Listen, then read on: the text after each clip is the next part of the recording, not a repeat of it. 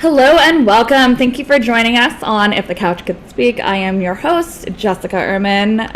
I am also the creator of Happy Little Brains. We have a lot of new faces here today. We have a lot of returning faces.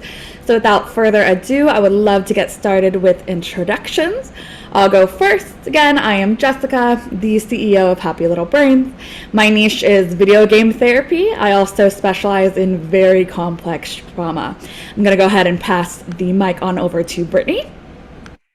Hi, everyone. My name is Brittany Cockrum. I'm a licensed professional counselor located in Alabama. I'm currently working in a university EAP system, not in private practice, but looking to possibly get back into it soon. So I'll keep everybody updated. We'll see. Passing the mic on over to Stephanie. Might want to make sure there's no other Stephanie. Always had to make sure of that growing up. My name is Stephanie Olano. I'm a licensed MFT in the Bay Area near San Francisco, but a little bit outside of that. Been in private practice over the past year, started private practice over the pandemic, and it's been fun. I specialize with teens and young adults. 16 to like 25 is my niche, and I've heard like working with veterans is easier. So, but I'm all about the teens, as you can probably tell from my background. And yeah, couldn't imagine doing anything else. So Passing it on over to Jessica. So I am a licensed professional counselor in Arizona. And I also started my private practice earlier this year as a result of the pandemic. And I specialize in working with adults and teens, as well as specializing in substance abuse and couples counseling. Thank you. Carissa? Hey guys, it's me. I'm back. It's Carissa. You can find me at Paladin MFT on Instagram and on my website. I am a registered marriage and family therapist and registered associate professional clinical counselor here in SoCal, California. I specialize in working with adults, depression, anxiety, life transitions.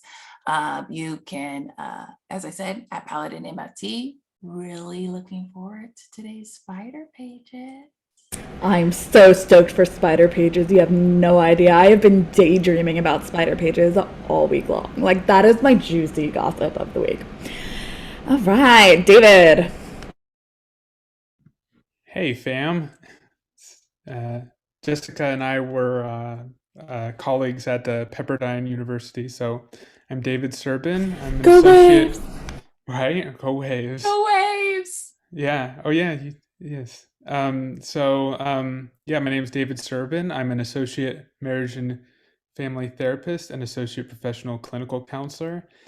And, I've kind of gotten the opportunity to work with a little bit of everybody. So I guess that's the advantage of, working like kind of moving sites if you have the luxury to do that. And I've worked at a few different sites, even though I've only been in the field a short period of time. But yeah, I get to work with a little bit of everybody. And my training is primarily in narrative therapy, but I utilize geek therapy and CBT and motivational interviewing, and consider myself to be eclectic.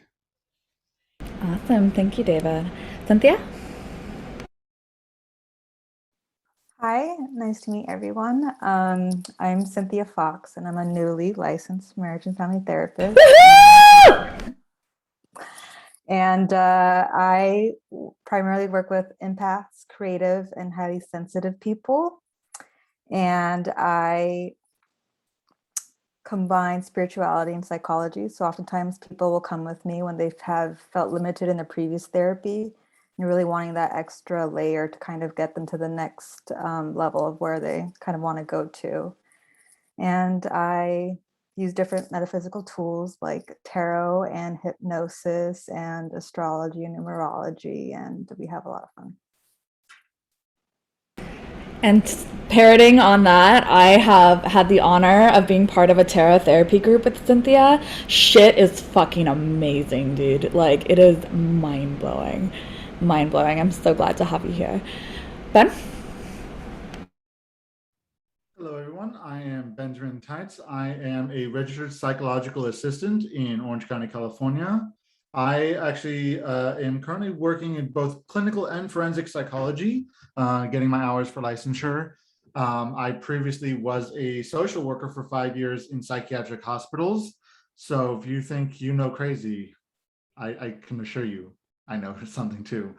I am also the host slash co-host of 2 podcasts relating to mental health. One is called My Hero Therapy, where we talk about the psychology of the My Hero Academia anime and how to be heroes in real life. We currently have 1 episode live, still editing the 2nd episode coming soon. And then another podcast called Mental Health Quest, where we discuss just what is therapy, how do you find a therapist, and so much more about the mental health care system.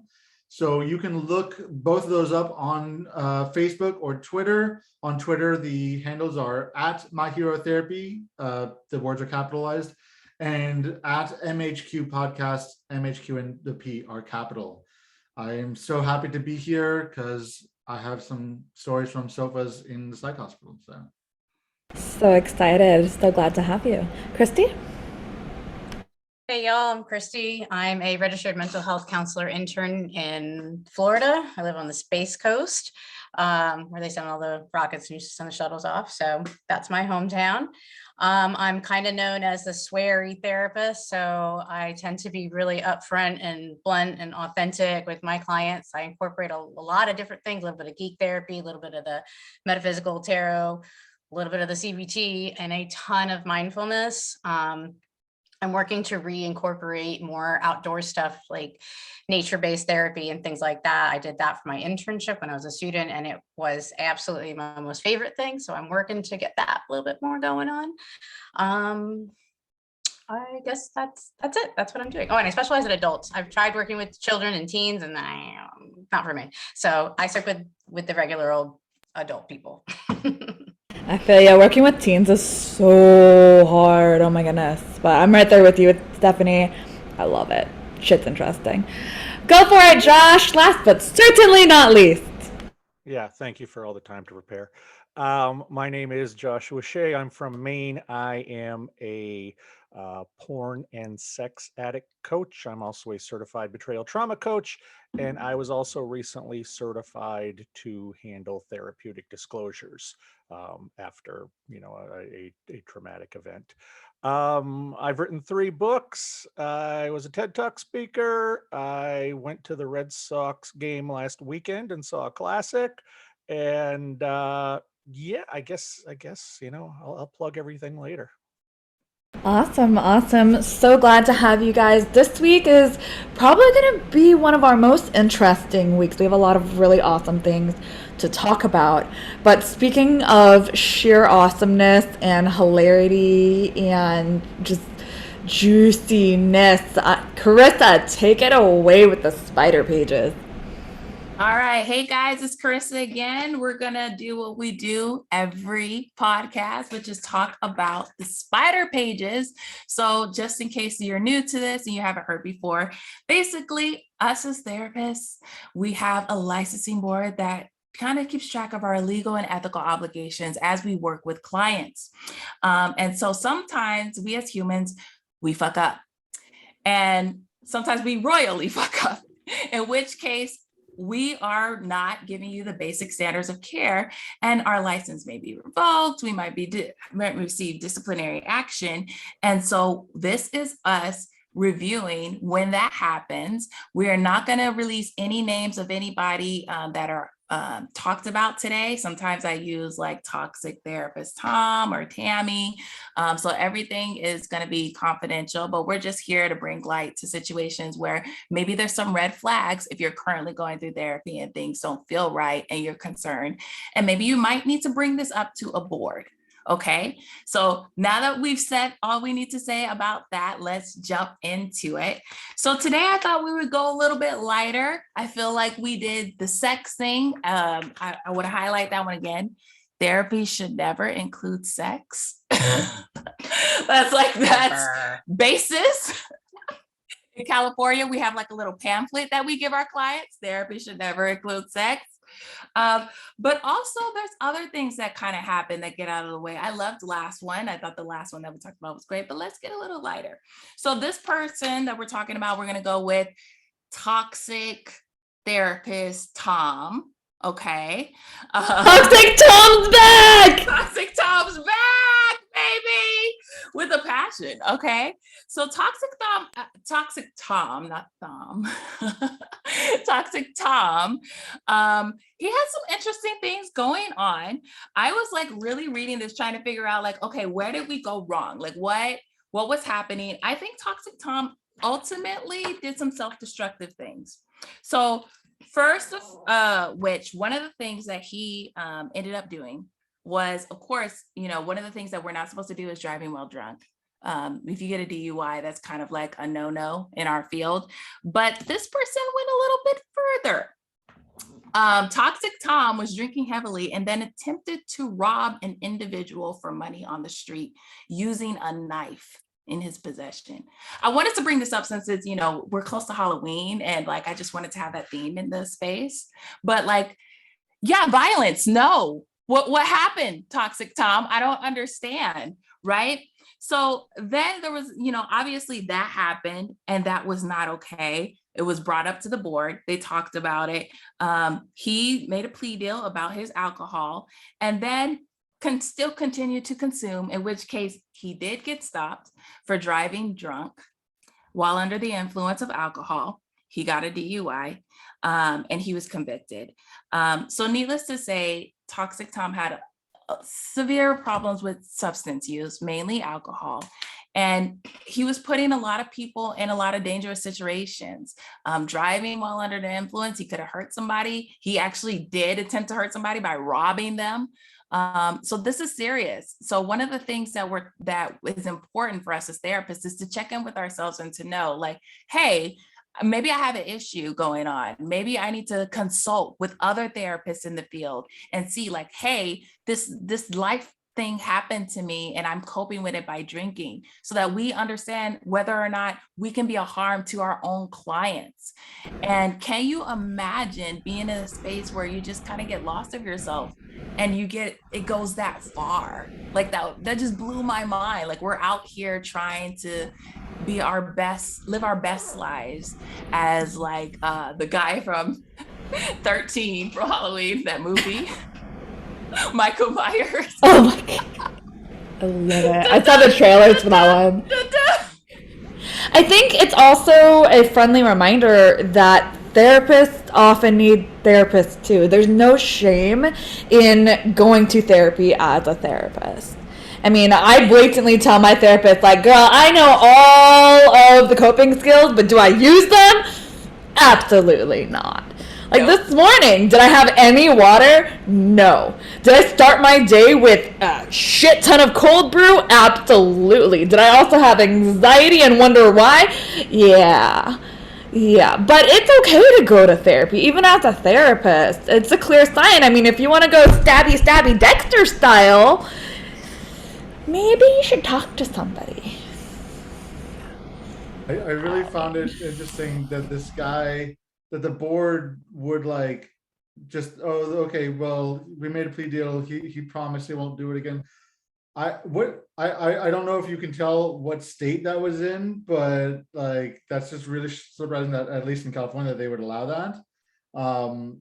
Granted, maybe so there's different licensing boards depending on what kind of therapist you are.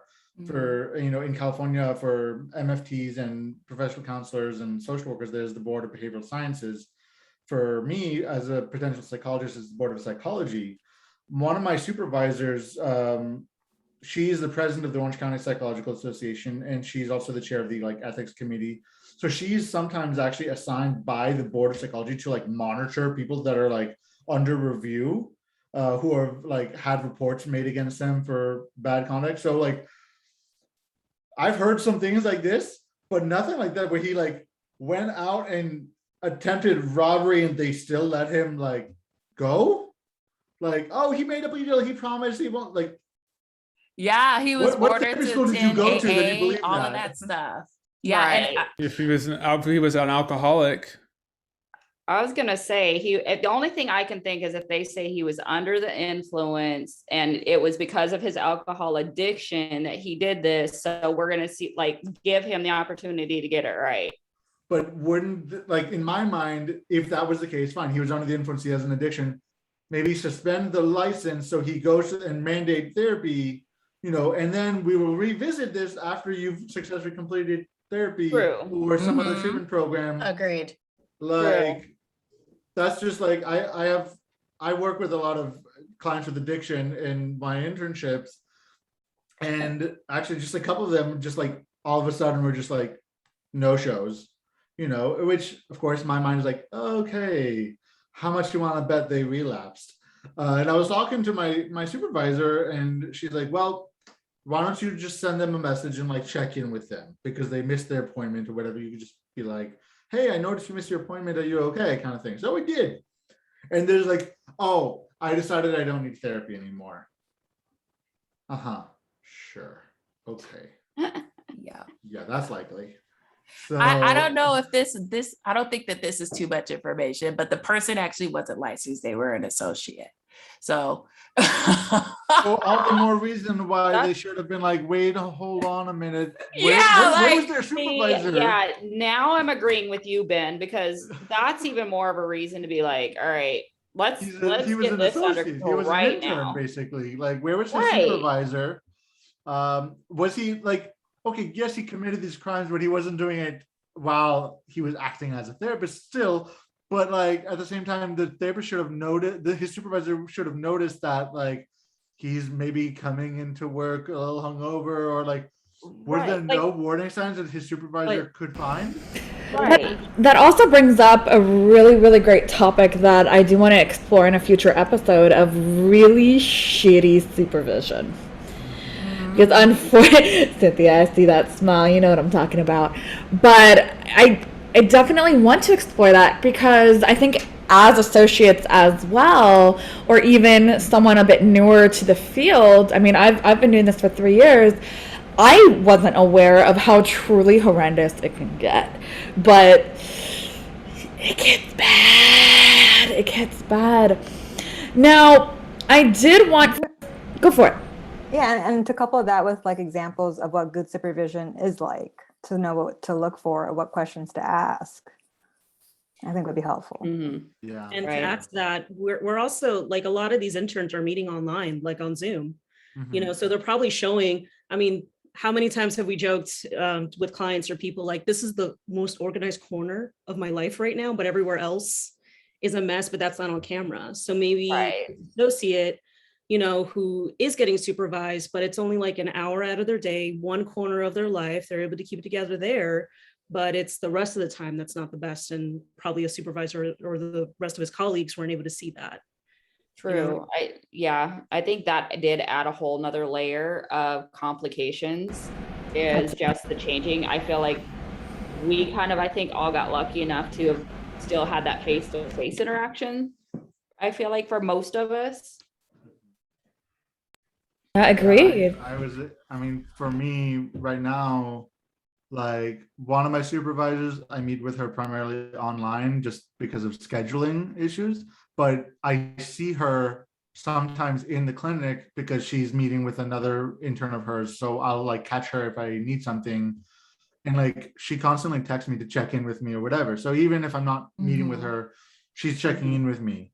My other supervisor, it's like a mix between in-person and like online, just depending on her schedule, because that's the forensic. She's in court. Like, okay, I can't follow her everywhere. Obviously, I'm not I'm not that kind of intern. And so, but either way, like a good supervisor is more than just, okay, we meet for an hour a week and you just tell me that your clients are still alive, kind of thing. The supervisor is supposed to watch out for behaviors and also to train you in how to recognize these issues in yourself. Yeah. Mhm. Absolutely. The Obviously, you can't recognition. know that off, like no Right. one knows that going into it. It's really not hard to hide addiction, though. I was an alcoholic for,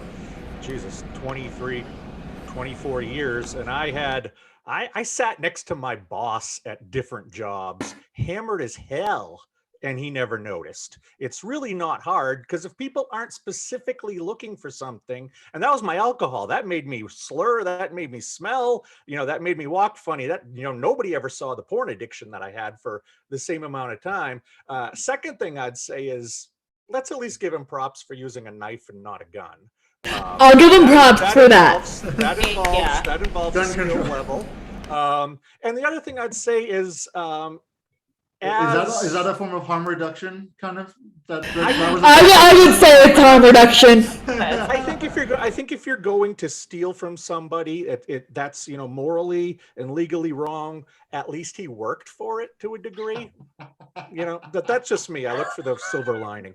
Anyway, the other thing I'm going to say is, and I say this as somebody who used to be very much at the top of this region in Maine as far as business goes. There were the big business newspaper in Maine once said I was going to be one of the 10 economy breakers of the 2020s or whatever the hell it was. And I got to tell you, I was also a city councilor. There are so many backroom deals. There are so many scratch your back, I'll scratch your back. I'm going to tell you all something that's very embarrassing for me, but I have published it before, that the thing that woke me up at my first rehab, which was for alcoholism, was about a week into it, we had to sit and figure out how many times we'd driven drunk. I went to rehab when I was 37. I started driving drunk probably the same week I got my license. So I figured it out as I was somewhat conservative, and I said 1.5 times per week. But if you figure that out over 21 years, it worked out to something like 1,600 times that I had probably driven drunk. Now, I'll tell you, I got stopped, especially towards the end, probably 5 or 6 times by the cops. And because I was on the city council, guess who decides the budget for the city council or for the police? It's me. Guess who has always been publicly supportive of my local police, because they actually are a great community team. And it was always me. So if I got pulled over, I was told, how far is it to your house, Josh? It's about 1.5 miles that way. Like, okay, I'm going to follow you just to make sure you get there. I know. And when I was in rehab, actually my second rehab, and I only had 2, so this is not a 17-part story. I met a lot of nurses, doctors, therapists who were they're at this very good rehab, and they had to go away to something, what was it called? Caduceus or something at night, which was like for professionals who are addicts, I guess it is. And talking to them, they said that in their hospitals, when it comes to like the legal wranglings of talking to some of the lawyers, there are these backroom deals everywhere. And I have a feeling some of the stuff you read when it's like, holy crap, why did this guy steal a piece of gum from 7-Eleven and lose his license? And, this guy killed a man in the street and danced in his guts, and he's seeing clients next week. It's because we live in a system that's pretty effed up. And, I'm not going to change it, but I accept the way it is, and I know how the game is. And it sucks, but it is what it is. You're not wrong. You're not wrong at all. No. Unfortunately. It's not just a TV show. No. But also, murdering someone and dancing in their guts would make for a really good horror movie, I'm just saying. But you don't slip right away. Right? But that could also non-slip shoes, good shoes with good traction and everything, you'll be fine. I always find barefoot is the best when I'm doing that. There you go. Same here. Well, speaking of multiple sides of being a therapist, I wanted to open it up to a question that we received from the audience. And again, if you are listening, if you would love to submit a question, there's no right or wrong question. There's no question that's, forbidden from this podcast. I welcome it. Send me an email to happylittlebrains@gmail.com. But this week's question, I love this one.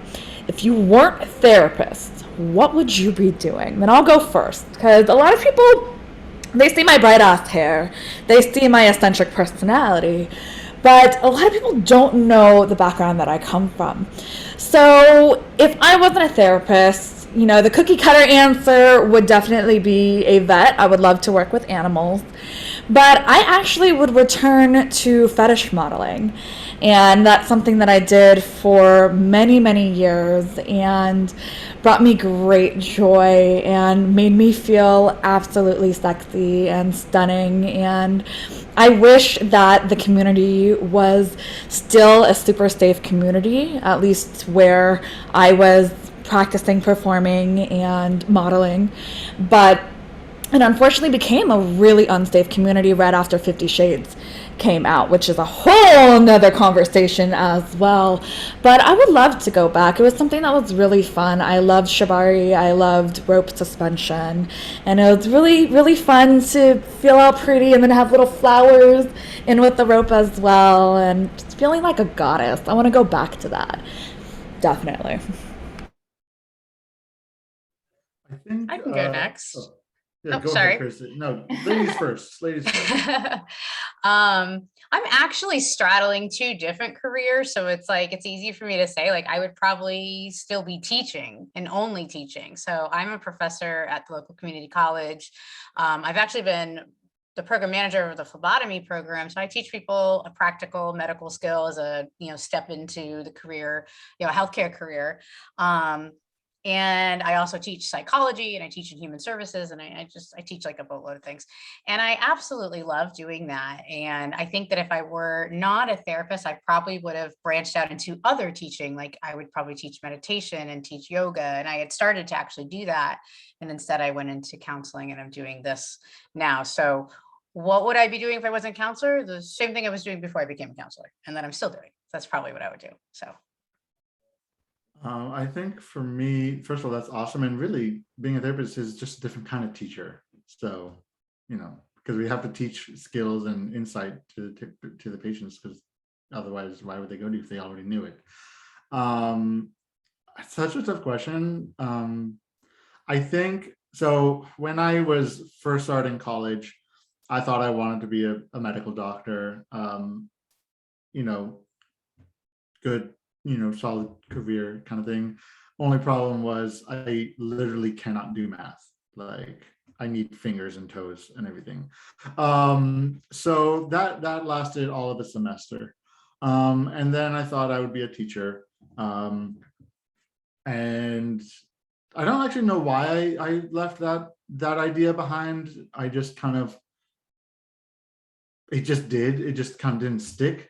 But another career that I've actually kind of thought about more recently, since I started like having an interest in forensic psychology, is I might want to like be a lawyer or something like that. Don't tell my mom that, because she would love it if I became a lawyer.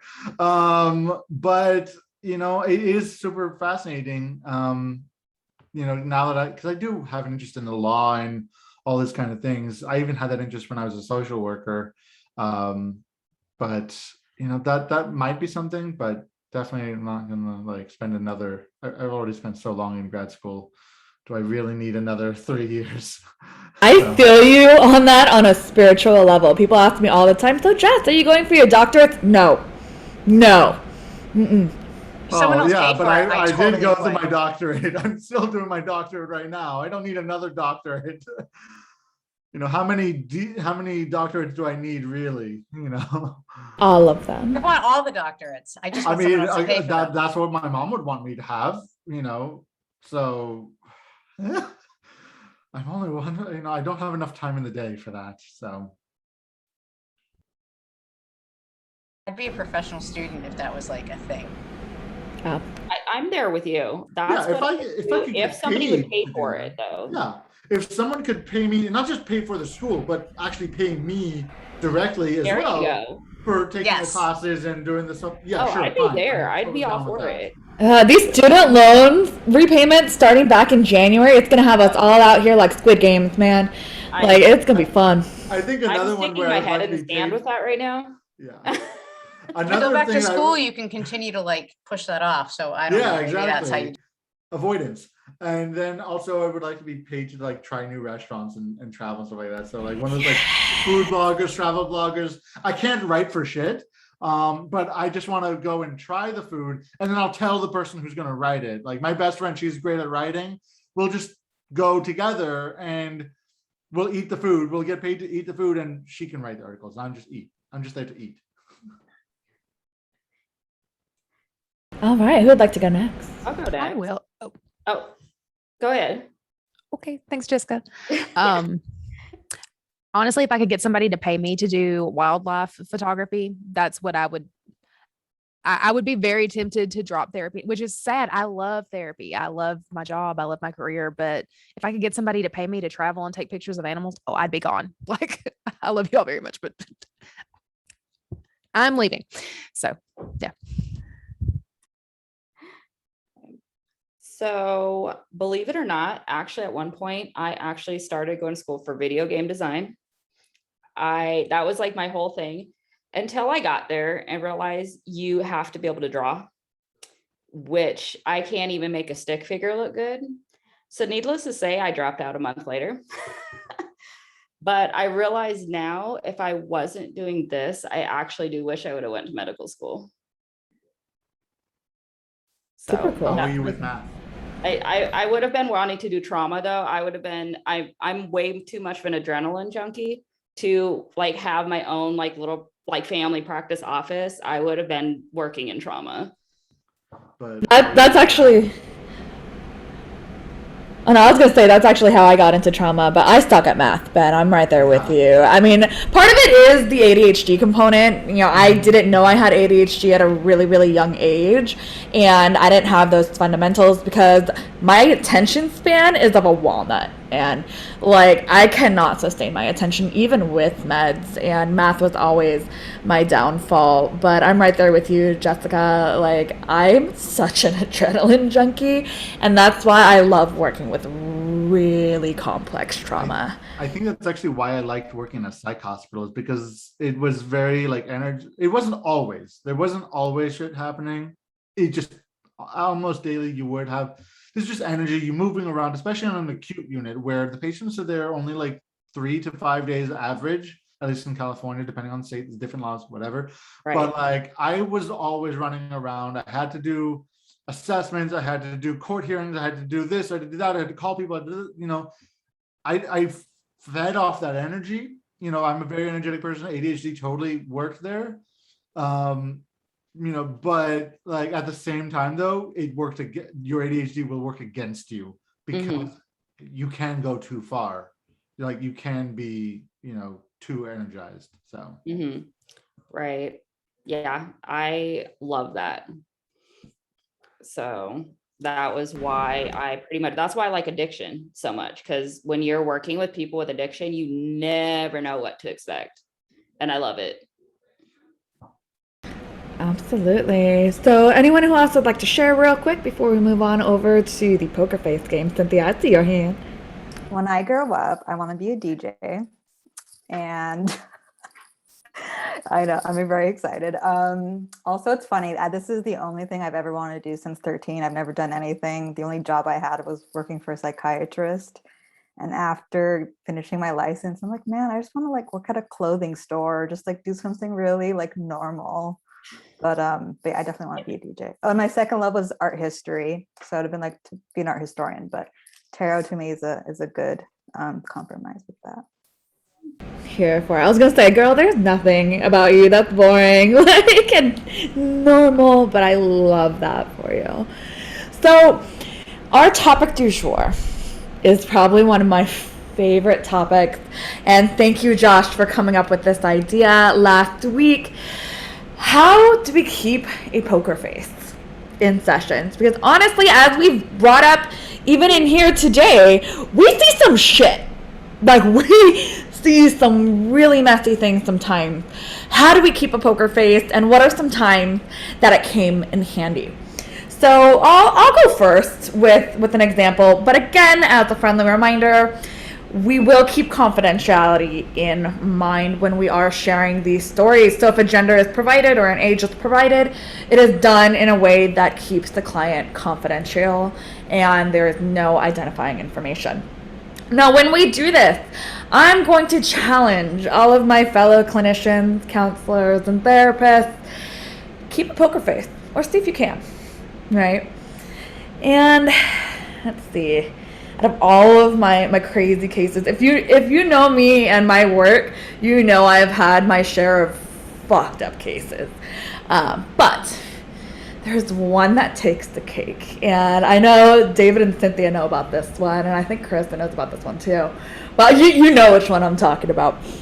But, yeah, so I work with a lot of alternative lifestyles. So as I shared earlier, I'd go back to fetish modeling. I used to do BDSM professionally, and it's not something that I'm shameful about or anything. But I work with a lot of alternative lifestyles. And I work with a lot of clients who do BDSM, or who are into poly, or who are ethically non-monogamous, or are even nudists, right? So I had an individual who, and to clarify, this person never became a client of mine, but for all sorts of reasons. But this individual came in for a consultation to see if we'd even be the right fit. And this individual disclosed that they are a nudist and arrived to, so we were having some technical issues, so we had to switch to Zoom. And they were completely nude in the Zoom call, and I saw absolutely everything, and it gets even wilder than that. So I wasn't really fazed by that, and I'm not going to go over yet how I kept a poker face, because to this day I have no idea how. But throughout the about hour-long consultation, which they're usually never that long, they're usually about 30 minutes max, just to get a feel, longest consultation of my life, I am pretty sure they were masturbating the entire time. I did see those parts too on the Zoom. And in the conversation, there was a couple of things that I picked up on. Being wary of potential triggers in this case, this individual disclosed that they are poly. They have several partners, they were married, they had other relations, and every part of this polycule, so to speak, were all dating each other. Now, this individual's offspring, so again, keeping gender confidential, this person's offspring was also dating one of the individual's partners. And I was like, okay. And they disclosed that the offspring had witnessed many playtimes. And not just casual playtimes, but very intimate playtimes, if you catch my drift. And one night, the offspring was sitting on the individual's lap and noticed mutual enthusiasm and disclosed wanting to become the parent's partner. So I'm sitting here like, okay, where do we begin? What are we going to be working on? What do you want to work on in therapy? Because the nudity wasn't a concern. Being poly wasn't a concern. Being kinky wasn't a concern. So I'm like, okay, what are we working on? They're like, well, and I asked, well, how do you feel about that disclosure? They're like, I kind of want to. And then it got a little more interesting. I work from telehealth. My dogs often interrupt session as much as I try to not have them interrupt session. And we started talking about animals and pets, and my animals make a frequent appearance in session because, clients want to see them all the time. And they made a comment. They asked me, have you ever been curious about pets? Then they proceeded to disclose that they too have been curious about having the pets join in on their fun time. Yeah, so I did not end up working with that individual, but as the consult went on, it's very hard to keep a poker face. Because each time I thought I had an understanding of what was going on, it got deeper and more stuff happened. Very interesting. So, go ahead, Josh. I'd like to follow that up because mine involves animals too. Well, before we get into your story real quick, who had a hard time keeping a poker face? Brittany? Well, I can tell Oh, you. lots of hands. I'm keeping track of who did. Lots of hands. Okay, so we're gonna have a game at the end of who doesn't keep a poker face or what was helpful, but I saw a lot of hands on that one. Imagine being the clinician on Zoom, man. Y'all see my face? I have a very animated face. That shit was fucking hard. So hard. I don't really even try to keep a poker face. I just don't. That's not me being authentic. And so I don't fucking bother. I was Ever. just trying to be respectful, man. Yeah. But my jaw kept inching closer to the floor of like, what the fuck did I just get myself into? Right. Go ahead, Josh. Okay. One of the reasons that I brought up "Can we all keep a straight face" is because this actually happened 2 days before we did the last podcast, and I was sort of busting to tell this story on the show, but I held it off, and it's so disturbing. So a person was telling me about how when they were a child, they had to fellatiate their father, and 7, 8 years old, and they told me about how they would just look away and try to go to a happy place or whatever.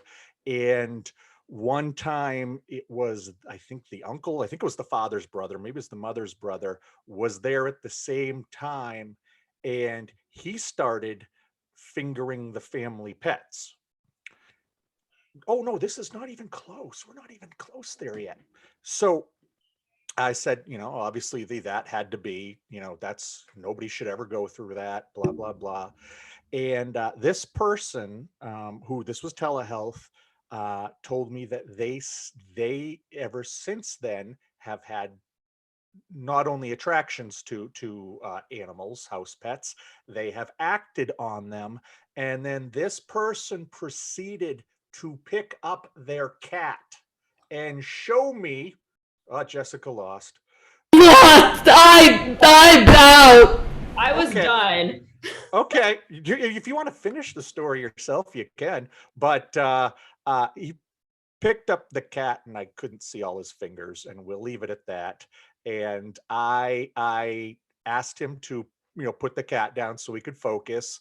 I wrapped up the session in the next 5-6 minutes because we were thankfully towards the end. And I sent him an email the next morning saying that I thought that he had a level of trauma and other issues that I simply couldn't address. Holy. And I haven't heard from him since. So it's been like 17 days. But the fact I know it's been 17 days shows how burned into here that picture is. I do want to say, and I've seen a lot of porn. I've seen so much porn as a porn addict. Wow. What's with Oh, sorry. I didn't mean to. Kudos to Carissa, because from what I can see, I know! Are you like frozen? she looks like she's bored out of her mind. Oh my God, thank you. Even as clinicians who have seen some fucked up shit, this is hard. I've seen and heard things in the cycle. I can't even speak right now. I'm too Just like. But Carissa, I can hear anything. Seeing something was different. Hearing is whatever. I can hear anything and not flinch. Seeing That's the problem. I got the mental image of that poor cat. I think that's why it was so hard for me to keep a poker face during mine, because I'm seeing this person butt ass naked, and I'm like, the whole time I'm like, are they self-pleasuring? Or just like scratching things. So I have that in the back of my head, and then my dogs are right behind me while they're talking about dogs. I'm like, no, this is too close. Too close. So I don't think I've had actually anything quite like that. Mainly because in psych hospital, there's not a lot of visual components to the delusions or stories, thankfully. But I have to. So when I was a social worker in an acute unit, So in California, when they're on a legal hold, they automatically have a right to a hearing, so that way a court officer can potentially release them from the hold before the doctor's ready to discharge. So I have to basically be in that hearing, and I have to present the hospital's notes and everything. And then I sit there while the patient's telling the court officer. Sometimes it's a retired judge. Sometimes it's an attorney who's basically hired by who represents the judge and stuff like that. But I had this patient. This was, I want to say, I don't know, my third week on the job. Fairly fresh out of school, with having no prior experience working in psych. And the patient just proceeds to tell the hearing officer that they are pregnant, which they weren't. We checked. And the hearing officer just plays along. Oh, okay. Is it a boy or a girl? And the patient says it's a dinosaur. Okay. What kind of dinosaur? T-Rex. Okay. Do you know if it's a boy T-Rex or a girl T-Rex? We don't know yet. I didn't want to I wanted to be surprised. Okay. And when did this happen? Oh, I've been pregnant for 19 years. Because dinosaurs, when you're pregnant with dinosaurs, they take a long time. And I'm sitting there. Understandably so, though. Yes, they kept going. There was a lot more to it. I honestly cannot say everything, because she described how she got pregnant with the dinosaur. I would Spoiler, love it to wasn't hear from a that story. dinosaur. It wasn't from a dinosaur. So, Okay, aliens, come on. Aliens impregnating with a dinosaur. Yes, There's something special about those kinds of delusional stories from I those love kinds of clients. I worked with a few of those during my practicum, and I wasn't good at not being like, really? I I that's didn't what have you the have poker to do. face, but You have to actually just say, oh, okay. You can't contradict it. You can't confront it. It's a delusion. So me and the hearing officer and the patient's patient's rights advocate / attorney, we're all just like, huh. We look at each other, we all just share this glance, and the hearing officer says, okay, so I'm gonna find probable cause. You need to stay in the hospital. Patient didn't actually care too much. She's like, great, thanks, bye. The second she leaves the room, we all just bust out laughing. I'm wondering how the dinosaur is doing today. I don't know. We don't. That's the problem with when you work in psych, is that you don't have a lot of follow up. Once they discharge, the only time you know anything is if they come back, which is very sad. Because there are some patients that I really wanted to know that they did well. Others I kind of was just like, I don't think they're gonna do well. But there are some that had some progress, and I really was like, oh, I hope you went to your outpatient appointment. I hope you got connected with the boarding care. Hope you showed up at your appointment or whatever. I really do. But you don't have a lot of follow-up. This patient, I don't know, they discharged a week later, still completely just out of it. We move on to the next delusional person. But I tell both my supervisors, and I've told every place I've ever worked, I love working with delusional people. I can sit and listen to a delusion and a psychotic rant just all day long. It's all day long. Those ones, I'm totally fine with that. Hearing a patient talk about, they're having arguments with their spouse or whatever, I'm just like, okay, all right, whatever. Obviously, I'm not rolling my eyes in session. I'm very therapeutic, but it's just come on, tell me something really juicy. Right. Cynthia, I see your hand. Yeah, since we're talking about animal stuff, I have such a good one. That's not mine.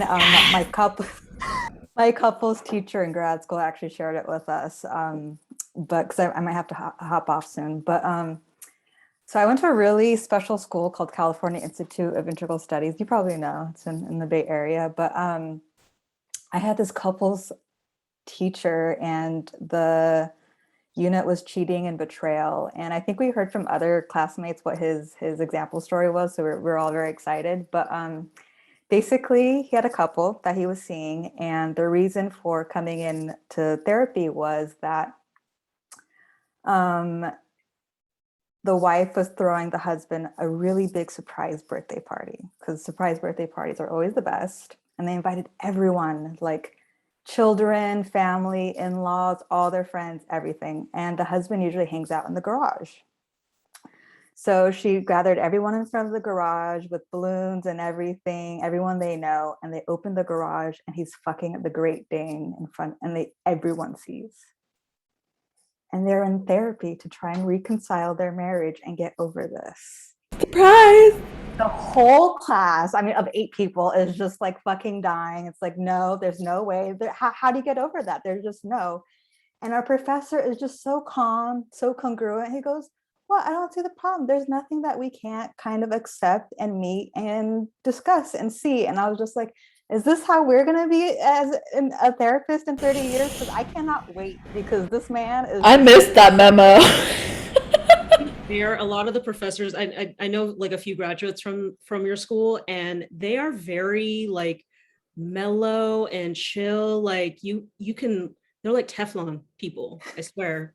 Because like you can throw everything at them and they're just like, okay, well, let's approach this in a more like honest way. Like how do we find like solutions together? Very like it takes a certain kind of person to be in the profession. So I think I fucked up, because our professors, I know David can speak on this too, because we went to the same grad school and Krista went to Pepperdine as well. I'm not sure if we had the same professors, but David and I actually had a lot of classes together in person. Our professors were so extra, and I love it. And that's where I got a lot of my big personality from. But I clearly missed the memo on Poker Face. I'm trying my best. I'm trying to channel Carissa here and just keep that poker face. I'm failing, man. I'm failing so hard at this game. Carissa, I do want is to say the queen. one thing before I hop off, but this is a personal one. But my client, I mean, I still like patient, but my patient was telling me how she was having these different like synergetic experiences with sex and orgasm, and they were being able to taste colors and textures and stuff. And I just could not handle it. And I just told her, you know, you're God. It was probably the most like not therapeutic to say, but I just couldn't handle it. I was just like, you're God. Like, that's like, you're my God. And then, yeah, but that was my favorite one. That sounds awesome, Whatever though. he had going on. That's what I want. I'm just I want that. Well, that's She's a Scorpio. synesthesia. I mean, Scorpios. Synesthesia. It's the mixing of the senses. That's Yeah. like she a was natural able to- thing. Yeah. Yeah, that's so cool. I've never met someone with that. That sound like I want to like ask them so many questions. Oh, yeah. Well, you can ask me Right? questions later. Like, 100. what color is my voice? Green. That just came up. I don't know. if it's true. Oh, okay. I was like, I want to know like what is the reason? Like, how did they like? It's just like so interesting to me because Yeah. it's just like My husband I has can't a comprehend. touch of the synesthesia. Like it's very mild, but it's always interesting when we do. Every now and then he'll tell me something's a color, and I'm like, really? Okay, why that color? And you know, then we have fun conversations about how I kind of think things in colors, but not in the way that he does. So it's definitely a fun conversation. I think it'd be really cool to find a clinician or even someone who does have that and invite them on in for a conversation as well, which would be really, really neat. Let's continue with the poker face. I have to hop off, but Bye, love. I will see you next time. Bye. I have to go Joining us. as well, but it was wonderful to meet you all. Bye, Ben. Until next time. Bye. Bye. All right, let's continue. Let's I wanted to know how cute the Great Dane puppies were.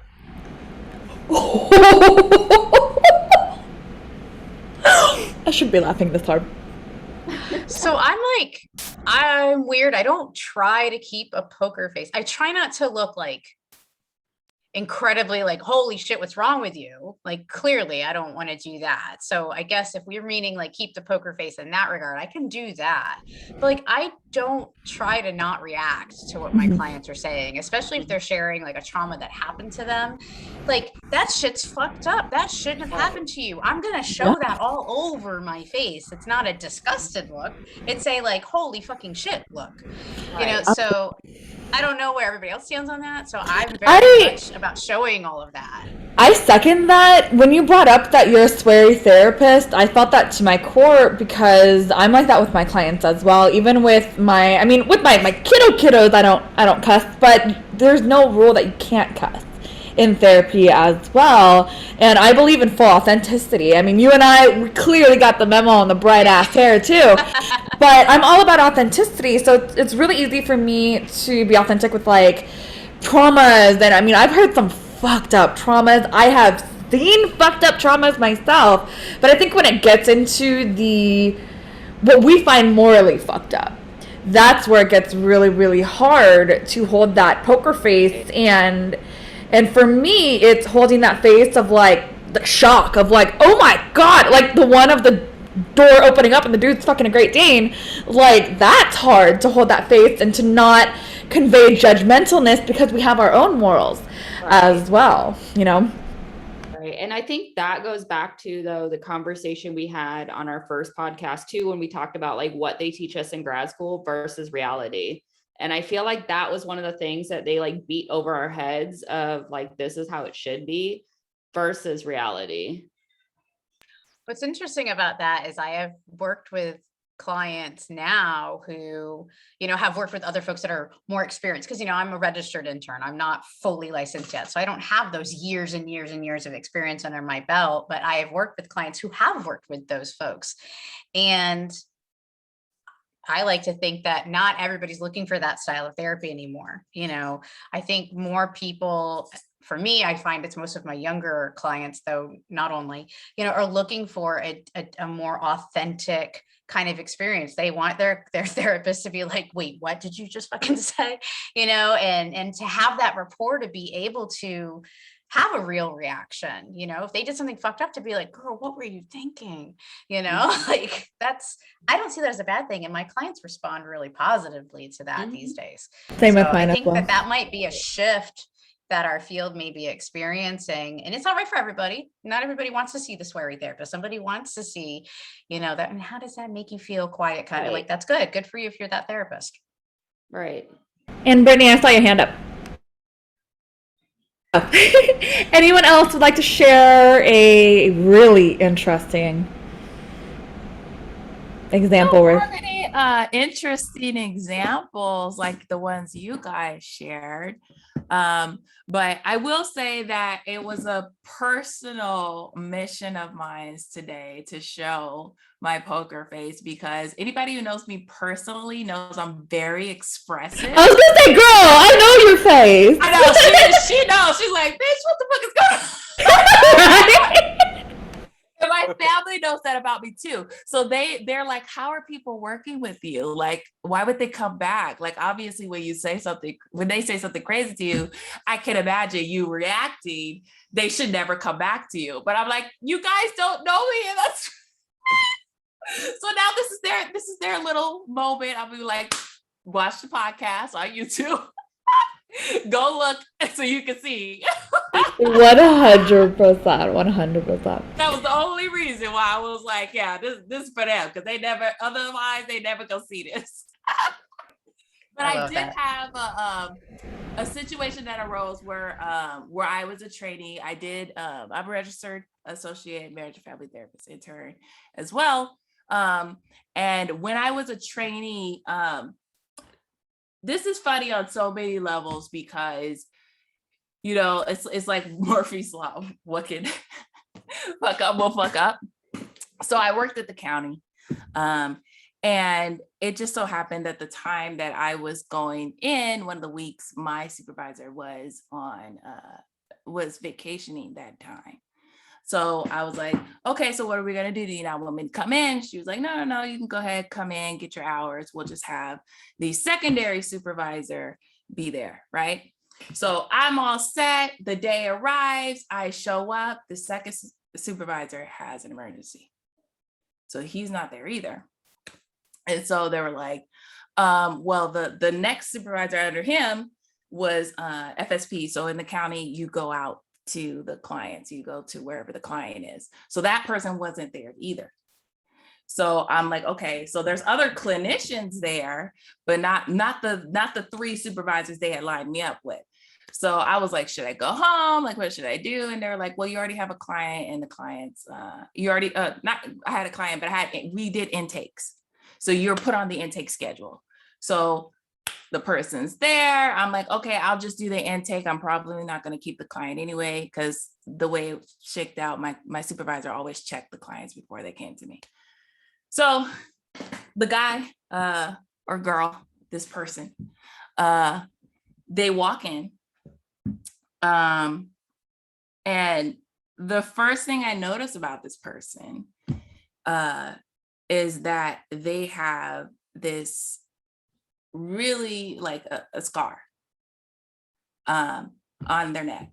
And so my first thought is, okay, because I realized I checked the date, and then I'm like, oh, this is hospital discharge day, and I have no supervisor.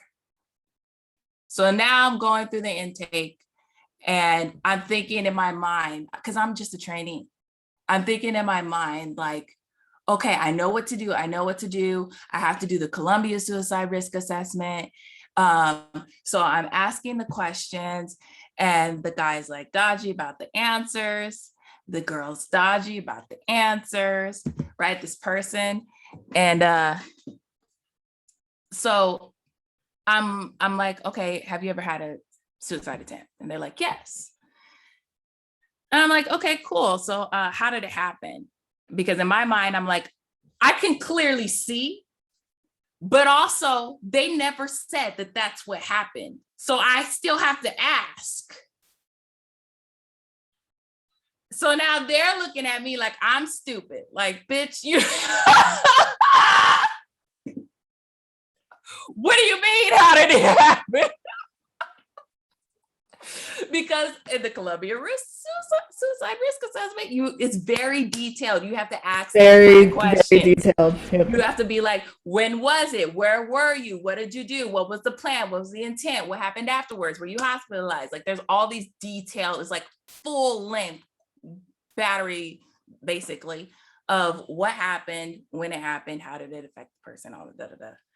So then they're like, well, I tried to slit my neck, to cut my neck. And I said, okay. So now I'm screaming inside, like, oh God, like what is gonna happen? Like, do I need to like make sure this guy doesn't, or this girl doesn't leave? Like, what am I gonna do? So I have no supervisors. Poor thing, man. Again, I have no supervisors this day. But there's other clinicians there, and of course it's a county facility, so there's like we have like the security guards and whatnot. So if anything was gonna happen, I was gonna be fine. But I still was sweating under my collar, like, oh my God, what if I fuck this up? So we get to it, and then we talk about another suicide attempt, and he's like, or she's like, it was pills. But I don't really think that was a suicide attempt. And I'm thinking in my head, oh, because slitting your neck was the bar. So the pills don't count. So in my mind, I'm like, what have I gotten myself into? Because now I'm 2 hours in, I'm trying to finish this up.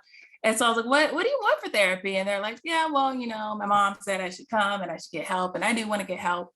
And so I finished it up. I asked this person, like, yo, do you have any suicide ideation right now? Do you have any plans or intent right now? And she's like, no. So they leave. And I'm like, okay, cool. I finished it. The next day, my supervisor is like trying to find me. And it's like, yo, did you see such and such? What happened? And I was like, oh yeah, I did the intake and I did not take them.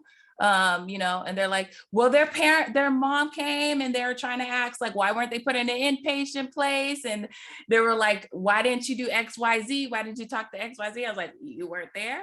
such and such wasn't there, and such was also wasn't there. Again, on bad supervision, because a supervisor should not put a trainee in that position. Like, even as a trained clinician who specializes in suicide ideation, I would be shaking so hard of like, holy shit, what do I do? Like, what do I do? Right. I was so terrified and I was so scared. And then I was like fucked up the rest of the week because I thought I fucked up.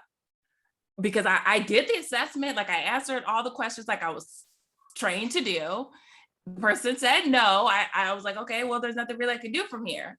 And so they were like, oh, well, if that happens again, you should just bring in another clinician. Like you could always like trade it over. And I was like, yeah, that wasn't explained to me. This is an after the fact kind of conversation. So now I have to live with this and be upset. But long story short, the person ended up seeing another clinician after me. And this person, I'm sure has got the help that they need, hopefully. But it was a really, I think, educative experience for me to understand, like, if I don't know what's going on, like, I'm just going to bother everybody. And I think from that point on, it made me be like, hey, am I doing this right? Hey, are you available? Hey, I'm doing this. And I think I needed to have that happen so that I know that if something happened in the future, if a crisis of that nature happened in the future, which ultimately did later on, as things do, we're in therapy, that's kind of what happens, that I could depend on myself, that I could think on my feet, and that I could get the help that I needed to help me through that. So I wanted to share that. Thank you. Jessica, I see your hand. I'm just going to say, though, unless you work in a community mental health setting in which the crisis response team is in the same building, but yet won't respond when we're having a crisis for somebody in group in the same building. That's always great. Oh. And things get messy. Go ahead, Stephanie. What I was going to add to this is, like, I think that's why a lot of therapists are moving away from the poker face, because that's part of us like having our shit together and us having like this professionalism, like we're the expert, like we're supposed to know everything. But really what our client really needs from us is another human, is another 100%. Like, like I and this is kind of why like a lot of people are kind of thrown off when working with teens, is because you have to be very authentic. You have to be real. Oh, they'll see through you real quick. Yeah. So, and I had no problem doing that, but you also have to be comfortable with that yourself, you know? And if you have to like put on this facade and be like, yeah, I know what I'm doing all the time, I think that's why there's a lot of burnout. 100%. And unfortunately for a lot of these trainees and interns, like they kind of are sons of wolves, like Chris was saying. Like, I've been through similar situations, and I've many people who are like, I understand. But what's not being told is like that's not how it's supposed to be. You're supposed to be supported. You're supposed to be guided, but unfortunately we don't get that. Nah, it's all about that authenticity, man. Honestly, that's what I'm learning more as I go on. And I know I've kept y'all for a really long time today, and I'm sorry, but I'm also not sorry. You guys are welcome for a longer episode this week. But I did want to kind of share something that I've started doing as well to kind of help everybody out.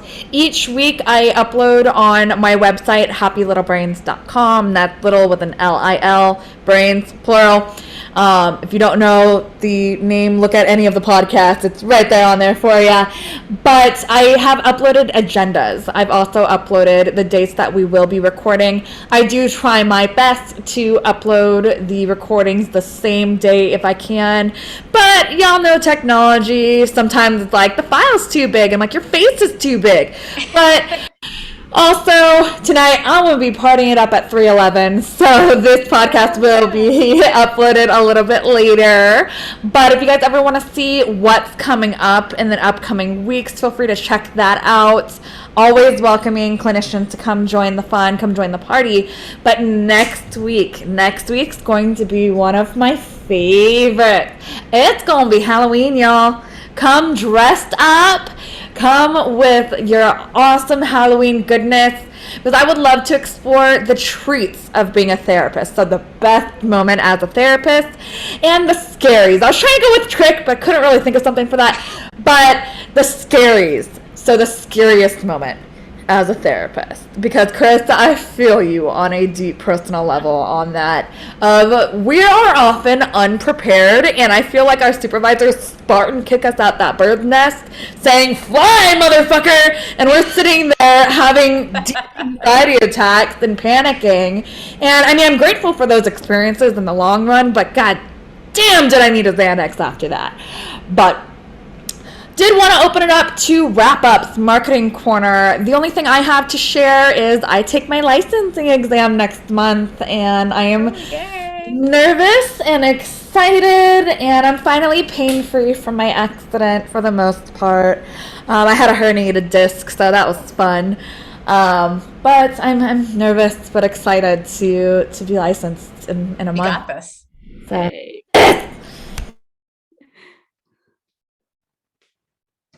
Anyone else would like to share? Go ahead, Jessica.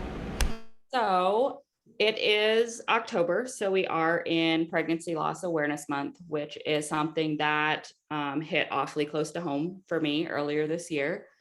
And so I am actually starting a pregnancy loss support group online. Oh, cool. That is starting as of the 27th. So I am taking people for that, as well as my husband and I are releasing a special edition podcast, sharing our story and hopefully focusing on the fact that despite all the focus on women and how it affects, how pregnancy loss affects us, it also affects the men as well, just in different ways. Mhm. Absolutely. Thank you for sharing. And one quick thing, I know, Josh, you luckily have something to share this week. I saw you unmuted yourself. But I will also be creating an area underneath the agenda on my website for the marketing corner. So anything that you guys want to share, anything you guys want to highlight, send me an email, and I'm glad to upload that as well. I just want to say the first episode we did of this a while back, I mentioned that one of my growing pet peeves was marriage counselors, marriage therapists who were offering addicts some really bad advice. And I actually got a couple more anecdotes about that from some of my clients. And I just wrote a piece on it that was posted on my website yesterday.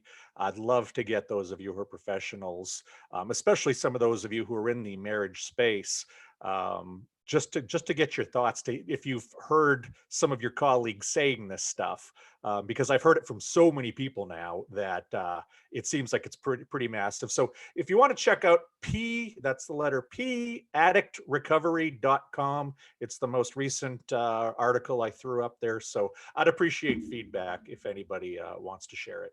I'm going to take a look. Thank you for sharing. Thank you. Can I share something? No, David, you're not allowed. I'm just kidding. Go for it.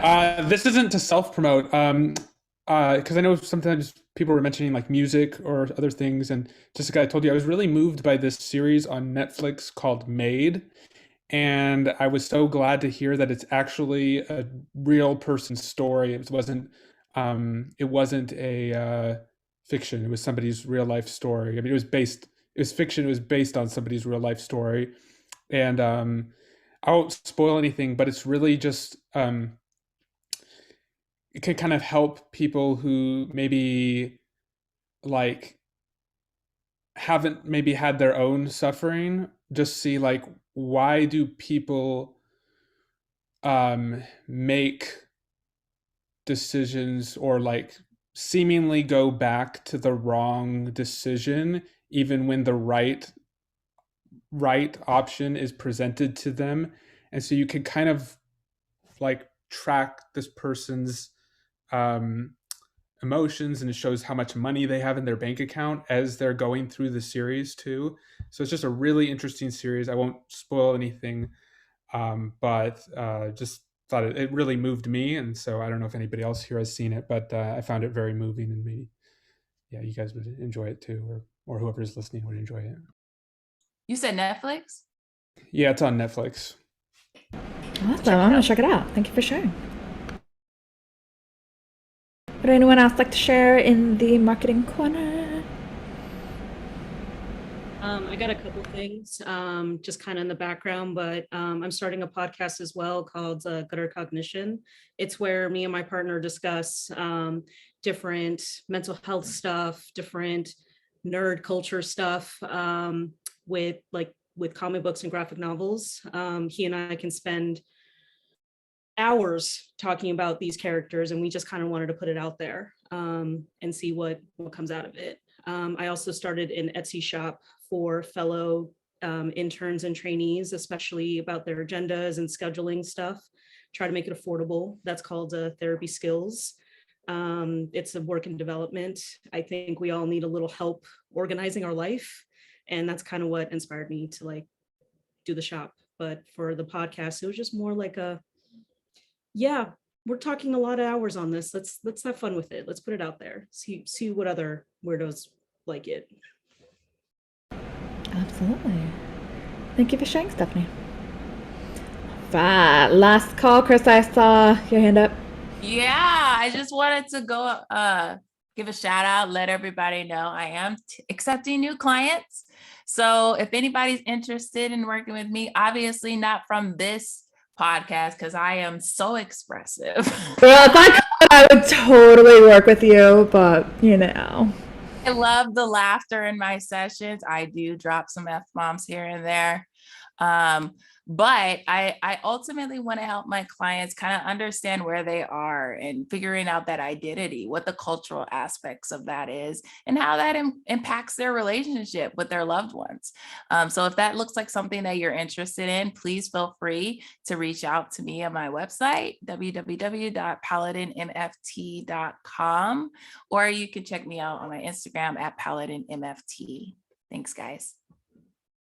Awesome. Well, I wanted to take the time to thank you guys so much for meeting with us this week. It's such a joy to sit down and talk with fellow clinicians because I hear time and time again from clients and therapists alike that we tend to have a filter on, and oftentimes it's hard to remember that therapists are people too. So the goal of this podcast is to normalize the crazy shit that we go through, but also to show the other side of the couch. So if the couch could speak, what would it say?